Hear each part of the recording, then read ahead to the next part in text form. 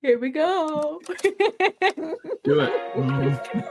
Okay, cool. Here we go.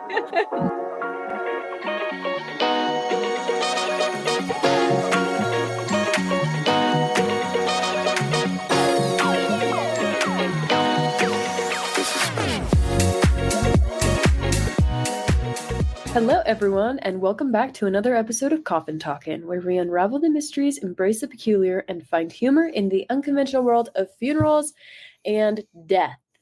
I'm Holly still, and I'm here with Frank, and this is pretty cool because we are in the first time. For the second time, we're in the same place while we're recording. Yeah, it's kind of fun. How are you doing, Holly? How's your week been? I'm great. It's been really good. This week has been incredibly busy with school. Just as things are coming to a close. But other than that, honestly, it's been pretty nice. Good. And so I've been here with you visiting, and that's been a fun time for all of us. Well, for me anyway. It's always good to just break away from the drive of the everyday activities of the mortuary and be able to sit and relax with family. Right. Yeah. So that's good. Yeah, you've gotten to see your twin brother. That's true. I have. He's always fun to see. His family too. Yeah, that's been really good. So it's just been fun. Yeah. Has anything happened before you came up here? No, we have had a lot of business still, which is unbelievable to me, but that's fine. And fictitious Lisa's watching the phones, and she makes me laugh with all the little calls she's making.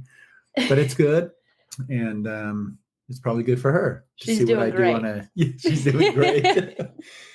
So just so you coffiners know that we were talking. I was talking to Lisa on the phone, and she was on speaker, and I gave her some things to do, and I hear this, just a real heavy sigh, and Holly walks through the room and goes, "You're doing great, Mom." Which brought her and made her laugh, so that was good. So yeah, other than that, it's been kind of a humdrum week. It's been nice to be here, though. It's nice to be in the cooler weather, to see snow. Yeah. It's been really nice. And by the time that this airs, Easter will have come and gone. That's right. Which is crazy. And then we'll be in April. I know. Boy, where does time go? Oh, my gosh. I don't know.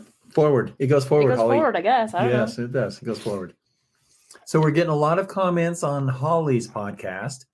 And so we're excited about all the listeners that listen to Holly's podcast. Oh, gosh. Can you hear the bitterness there? No, I'm just waiting for Holly to share a story with us. And I'm going to do the intro one of these days. Oh, no. And I'm here with Holly. I'm here with Holly. Oh, no. Yeah, there's a bit of bitterness there. There's no bitterness. It's all good. Bitterness. It's all good. It's all good. We've heard lots of great reports from all of our coffiners, but a couple. They love Holly. I guess we'll just leave it there.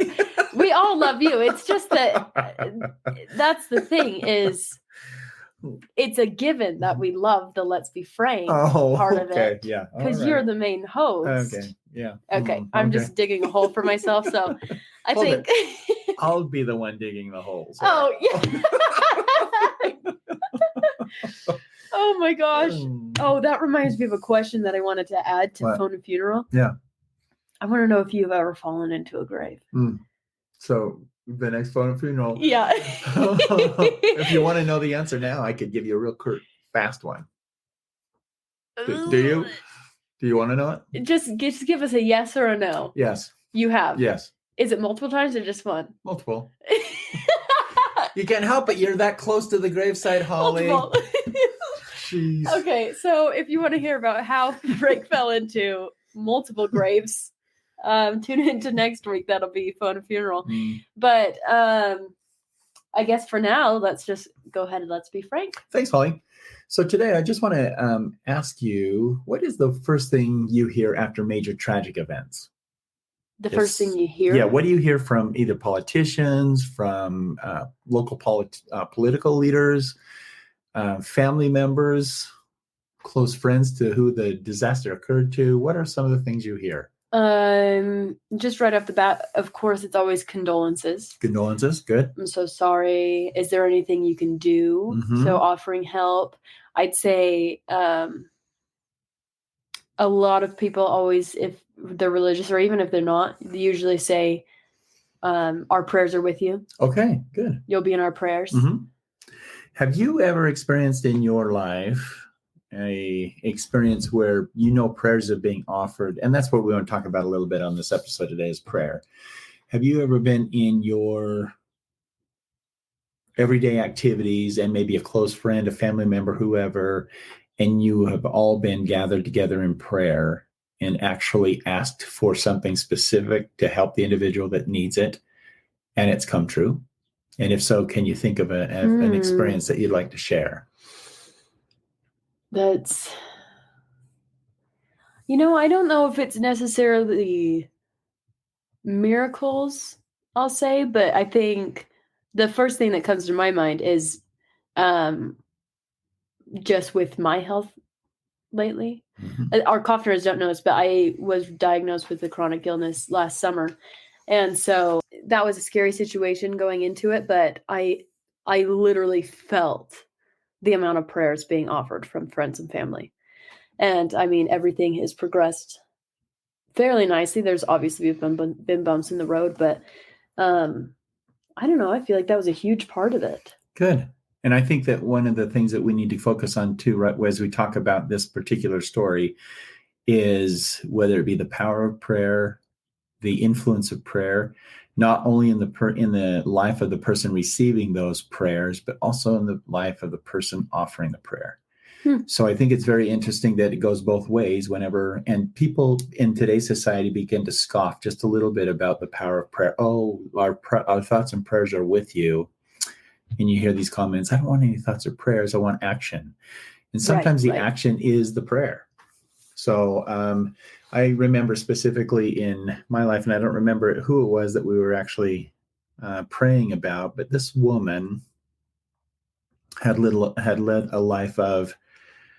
a full life, and she had actually experienced all that anyone could ever want in a given life, but her body was battle ridden, and she was getting to the point where she just no longer could thrive in a normal manner. So individuals got together and asked specifically that she be taken home, or that she be relieved from her bodily ailments or frailties. In other words, allow her to pass away. So when prayers were being said like that, I always question as to whether or not you're expediting or pushing forward the will of God. I don't know. Maybe you aren't. Maybe you are. But the prayer itself is what needs to be focused on, because according to someone's faith, and you look at faith and you always think of what faith really means to other people. In my home, growing up, my mother likened faith and used it as an acronym. So she'd always say faith, or follow according to the inspiration transferred from heaven. And that was how she defined faith. And so as you look at that, FAITH, when you're actually offering a prayer, and I don't mean to get religious on this, but when you're offering a prayer, you're actually asking deity to step in on your behalf. And so if you believe in prayer, if you believe that you're praying to a God, then essentially that is what's happening. So let's go into the story. The story that I want to relate to you today is in regards to a older woman, not the woman that I had spoke about earlier, who did pass away, by the way, shortly after those prayers were offered on her behalf. This woman, after she had passed away, we had a nice funeral, and it was a cloudy day, a day that I just went, as a funeral director, you look at it, the skies as you're getting ready to move to a cemetery, you look at the skies and think, oh my gosh, we're going to get rain. We got to maybe hurry just a little bit more, and hurry maybe just so we can beat the weather. Mm-hmm. And so we had pulled into the cemetery, and we were getting ready to go to the gravesite when the first little bits of drops of rain started. And the family didn't bother the family too much. There was an awning over the grave, so we weren't really worried about the gravesite itself. But then as we opened the coach door, or the casket car door, the rain started to fall more rapidly and in more succession. People were wanting us to wait. They were pulling out their umbrellas. We have plastic that we put over the casket so that the casket doesn't, oddly enough, get wet. So we were in that frame of mind. And the minister that was in charge of the services, that was going to take care of speaking at the gravesite and then also offering a final prayer over the gravesite itself, said, no, let's just go ahead and begin. Now I have to go back a little bit into the service, and he specifically focused on in his message to those that were in attendance at the service. He had actually focused his message on the importance of having faith. And he broke down faith in regards to that being an action item, something that doesn't just happen. You have to actually show a physical ability, or he used it as a verb. So you're using something as you're pushing forward, allowing yourself to actually experience something based on what your belief is, and allowing that belief being pushed to a certain limit, and then allowing your faith to allow the rest of it to be pushed forward so that you can accomplish what it is you want. So I didn't really think much about it, but as he said, no, let's go forward with the services. And so everybody's under umbrella, and we're walking to the open graveside. We get the casket under the grave, and he starts his message. And again, it's another compilation or another couplet to the message of faith to begin with. And so he starts that again, and he stops and he just says, the simplest faith can allow actions to be recorded and performed that mere mortal would not be able to perform. So I'm thinking that, and I think I'm kind of a faith-based individual, and I've never really looked at that and I've focused quite a bit on what he had actually stated and said. So as he began his message, again, it was all based in faith, and everyone was just listening intently. And again, the water or the rain was just pounding down on that awning lid or awning tarp, that metal roof. And I remember thinking, wouldn't it be nice to be able to have the elements tempered right at this moment? I was just thinking, let's see that faith. Let's see it in action. And I'm, kind of Stop the rain. kind of a doubtful Thomas. As he continued, he said, well, let us pray. And so we all bowed our heads. And I remembered right at the very beginning of his prayer, he said something almost incredible to me. He said, allow the elements to be tempered long enough to complete and finish this service. Wow. And as he said that, I just remembered in my skeptical frame of mind, opening my eyes and looking around thinking, still raining. I got yeah, great. Okay. I got headstones all around me and they're still getting drenched. But no sooner had I thought that the water kept coming down around us, but there was now no water hitting the tin roof of that tent or awning. And I remembered thinking, and then looking down at the ground, thing, is something happening that I'm surely not witnessing, or surely that I'm not aware of. But as I opened my eyes and looked around, sure enough, markers around us were still getting wet, but there was no more rain hitting my shoulders. There was nothing else hitting anything that I could hear the rain hitting that awning that was covering the gravesite. All umbrellas had been put away. And I just thought to myself, so what he just requested actually came true. And I think that because it came true, I had to reflect upon what his message was regarding faith and how important faith was for every one of us to have, even to help us push forward in our everyday lives. You've got to have a little bit of faith allowing you to push forward. So after the services were over, I went up to the minister and I said, I think I just witnessed a miracle. And he goes, oh, really, Frank? What was the miracle? And I thought it was a trick question, but he was serious about the question. And I said, the stoppage of the rain around where everyone was standing for the service to be completed, as mentioned in your prayer. And he goes, was the miracle that? Or was the miracle the increase of your faith? Oh. And I just sat and he just kind of smiled. He put his hand on my shoulder and then just kind of walked back towards his car. And as everyone started to break away, the rain had never stopped, but it continued to fall even harder, like it had been wholly held up, by being dammed up just a little bit, waiting for this to totally subside. And then when the services were over, that began to, it's like someone had poked a hole in a water balloon, and all of this water just came down on where the grave was located. And I can't help but think back on what it was that he was not only teaching to those listening at that service, but also to me. And so I've always looked at faith a little bit different now.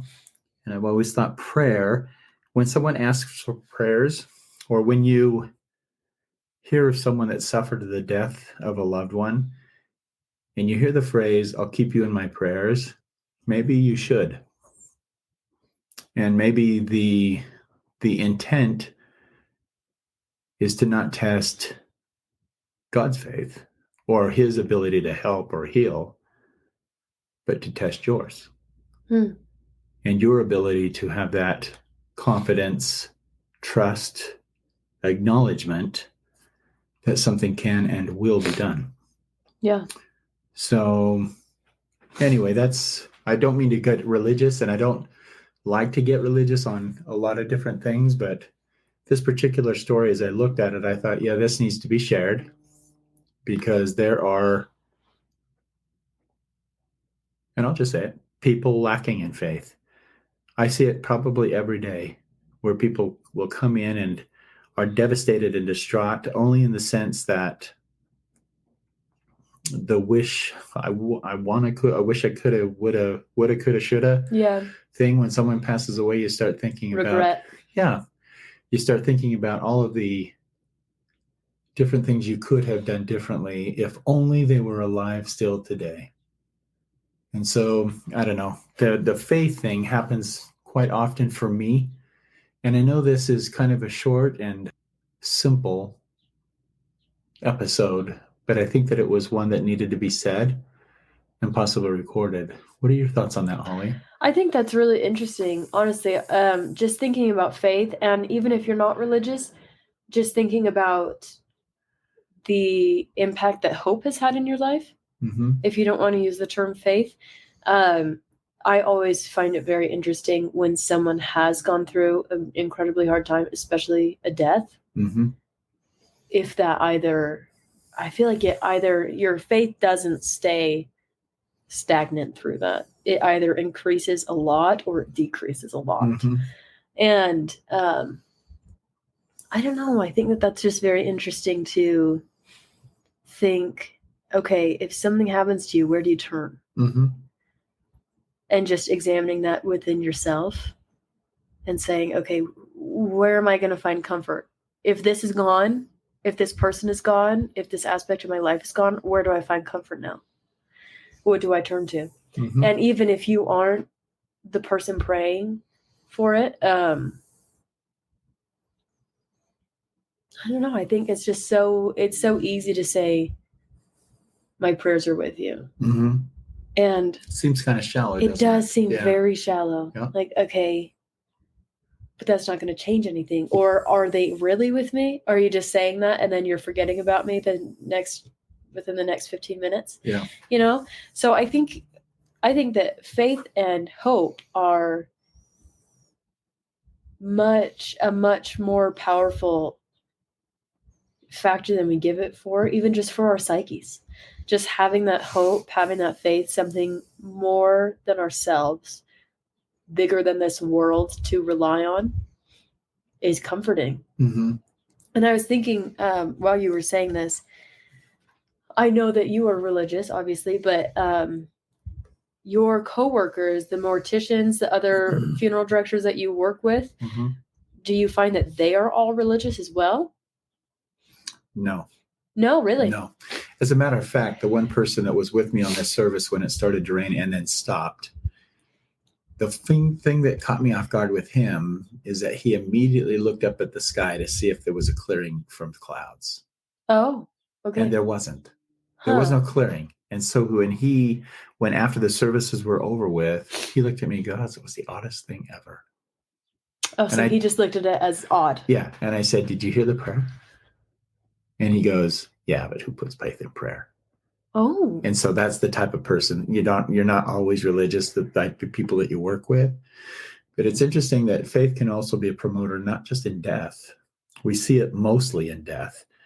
But I mean, if people suffer from a divorce, from separation or a lack of communication with children or siblings, there's so many different ways, and even financial needs. Oh, yeah. There's faith promoting ideas and avenues in everyone's life that need to be looked at and understood.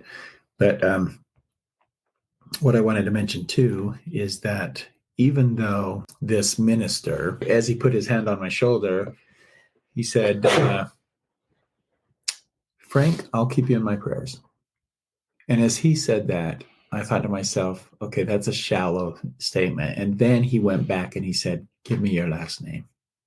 Really? So as I gave him my last name, he said, Frank, I pray for the people that I say I'm going to pray for. Wow. I just want you to know that I pray for them by name. And so man alive, whenever I think about that, and if you're offering to keep someone in your prayers, what a blessing it would be to the individual if you actually took time to know the name that you're supposed to be praying for. Yeah. And that way, pray for them by name, allowing that. I believe that God knows each of us individually, but how important it is to approach deity with a name that you're specifically concerned about. Yeah. And so I don't know if it's like a magnifying glass where it allows you to focus more full-heartedly on the individual who you're actively praying for, or if you turn a magnifying glass around and now it's no longer focused, but it's got a wide vision. Huh. But if you have the name, the prayer is more focused, and it's not as widespread or open than if you don't. Because if you're just praying to say, oh, and please watch over the friend that's the friend of Right. Calvin Smith, and let him know that, we love him and are praying for him, wouldn't it be better to just go right to the name? Right. So that's my thought. Huh. Yeah, and even just the support that comes. Yeah. When someone asks for your name or someone is genuine in saying you are going to be in my thoughts and my prayers. Yeah. There's support there. I agree. And just by saying that and making that small commitment, there is a bond that's made between you two. Mm-hmm. And should anything happen and you don't have anyone else you can turn to, I do believe if that is genuine, you can reach out to that person and they're going to be there. I agree. Because they've committed that to you. Yeah, I agree. And one of the greatest blessings that anyone could ever have is just like what you had said, that when you were experiencing, and you're still experiencing those health issues, but that you could physically feel the prayers that were being offered on your behalf. Uh-huh. Yeah, and I will say, just take this for what it is, but within that period of time in my life, I guess I'm still going through it, but the highs that I've had, even when my symptoms have been horrible, were when my faith was the highest. And the lowest of lows was when I lost faith. Mm. And so I think even if that is hope, or if it's faith, whatever you're calling it, there's something there that your brain, your mind, your being, your soul craves hope, and it craves faith, and it does better when you support it and you have that and you feel supported by something else. And so I think that that's just a powerful force. If you are going through a very hard time, I would always encourage you to either pray, meditate, do whatever you think you need to do to increase in that hope, in that faith, if you are religious. It's just there's nothing more powerful than having hope when it seems like there's none to be had. So I think that going back to the story, first of all, thanks, Holly. But don't mean to, and this is kind of a somber episode only because I think faith is important. And sometimes we do, like you say, have highs and lows. And when we're at the lowest point, it's probably when our faith should be the strongest. Right. And so whether it be faith, hope, charity, love, whatever you want to focus on, just focus and just be a part of what God has intended for you. And our prayers and our faith does not always come out and is not always